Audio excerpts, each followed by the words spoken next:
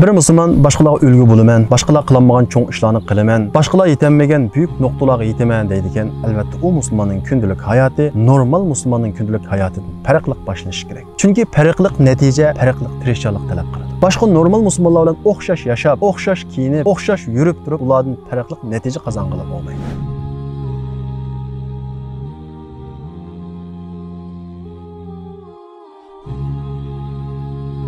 Normal musulmonning kundalik hayoti atdeganda bomdod namoziga turish bilan boshlansa, farqli natijaga erishiman, kishilarga ulgu bo'laman, boshqalar qilolmagan cho'ng ishlarni qilaman degan bir musulmonning kundalik hayoti nafsiga jang e'lon qilish bilan irodasini kuchlantirish bilan boshlanishi kerak. Nafsiga jang e'lon qilish qanday bo'ladi? Nafsimizga ig'ri kelgan ishlarni qilish bilan bo'ladi. Alloh taolo Qur'on Karimda tanlangan kishilarning sifatini bayon qilib, "Vallazina yabituna li robbihim sujjadan va qiyama." Ular kechalarini sajda bilan qiyomda turib o'tkazadi deydi. Ya'ni bomdod namozidan burun o'rnidan turib kecha namozini o'qiydi, tahajjud o'qiydi deydi. Tahajjud bizga nihoyat ig'ir keladi. Chunki tahajjud namozi bizning shirin uyqumizni tashlashni talab qiladi. Shirin uyquni tashlash bizning nafsimizga ig'ir keladi. Ana shundaq nafsimizga ig'ir kelgan ishlarni qila olgan vaqtimizda biz nafsimizga jang e'lon qilgan bo'lamiz. Nafsimizni yengan bo'lamiz. Nafsimizni yengan vaqtimizda bizning irodamiz kuchlangan bo'ladi. Kishilarga ulgu bo'laman, boshlamchi bo'laman deb turib o'zining nafsini yenganmasa, nafsi ustidan g'olib kelanmasa, vaqti kelganda shirin uyqusini tashlayanmasa, undaq odam aslo cho'ng ish qila olmaydi, kishilarga ulgu bo'la olmaydi. Kechada 2 rakat tahajjud namozi o'qimay turib, men Alloh yo'lida kurash qilaman, hamma narsamni fido qilaman deganlik yolg'on.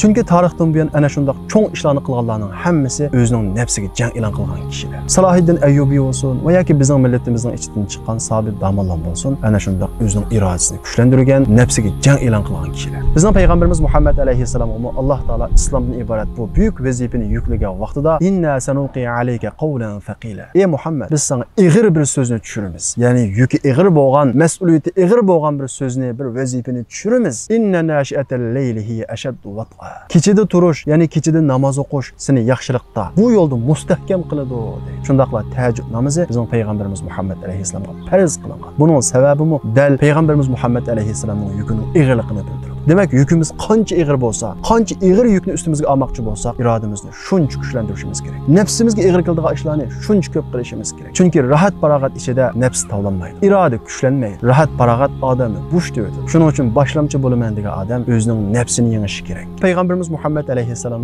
bizni kechada namoz o'qishga ko'p undagan. Payg'ambar alayhissalom hadisda alaykum bi qiyamil layl fa innahu min dabis solihin min qablikum. Kechada ko'p namoz o'qinglar. Kechada namoz o'qishni lozim tutinglar. Kechada namoz o'qishga ahamiyat beringlar. Chunki u sizlardan ilgari o'tgan solihlarning, ya'ni isil kishilarning, sizlar havas qiladigan kishilarningki axloqi, odati deydi. Biz palani mundaq ishlarni qilib ekan, tarixda mundaq o'tib ekan deymiz, lekin ularning qanday jihatda o'zini chiniq turganligini, irodasini kuchlantirganligini, nafsini yenganligini bilmaymiz. Qarab baqadigan bo'lsak, cho'ng o'tgan kishilarning hammasidagi o'rtaq alohidlik ularning hammasi o'zining nafsini yengan.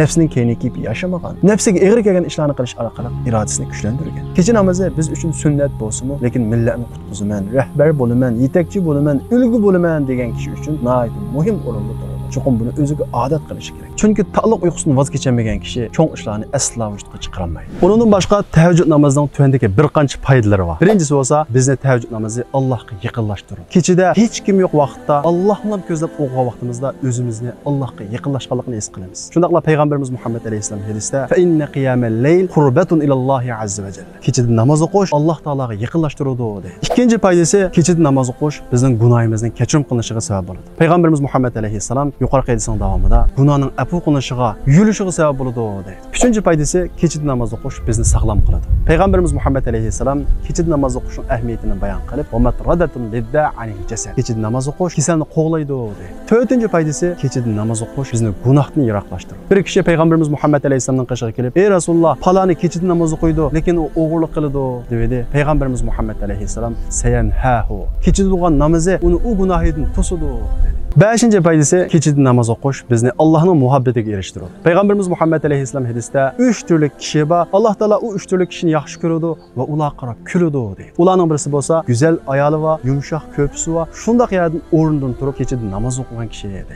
Undaqda kecha namozini qanday vaqtda o'qiymiz, qancha rakat o'qiymiz? Kecha namozining vaqti xuftam namozidan keyin boshlanadi toki bomdodga azon chiqqan qadar davomlashadi. Ammo eng afzal va fazilatli vaqti bo'lsa, kechining oxirgi 3ning bir qismi. Ya'ni bomdod namoziga azan chiqqili 2 yoki 3 soat qolgan vaqt. Kecha namoz o'qishni irada qilmoqchi bo'lgan odam vitrini kechiktirib, kecha namozining oxirida o'qiydi. Xubtam namozdan keyin uxlamasdan kecha namoz o'qisa, bu kecha namoz hisoblanadi, lekin tahajjud hisoblanmaydi. Tahajjud bo'lishi uchun cho'qim xubtamdan keyin uxlash lozim. Ya'ni uxlamay o'qisa, bu qiyomul layl, kecha namoziga tava, uxlab o'tib, undan keyin o'qigan bo'lsa, bu tahajjud namozi bo'ladi. Shuning uchun har qanday kechada o'qilgan namoz, mayli tarovih bo'lsin, qiyomul layl, kecha namozi deb ataladi, ammo har qanday kechada o'qilgan namozning hammasi tahajjud hisoblanmaydi. Tahajjud bo'lishi uchun cho'qim uxlash lozim. Mayli tahajjud bo'lsin va yoki kecha namozi bo'lsin, 2 rakatdan boshlab yuqorining cheki yo'q. Ammo 2 rakatdan 2 rakatni o'qiladi. Payg'ambarimiz Muhammad alayhisalom hadisda qiyomul layl masna masna, kecha namozi 2 rakatdan 2 rakatni o'qiladi degan. Biz 8 rakat o'qigan bo'lsak, oxirgi 1 rakatni qo'shib vitr o'qiymiz, 9 rakat bo'ladi. Mayli qancha rakat o'qiylik, oxirgi 1 rakatga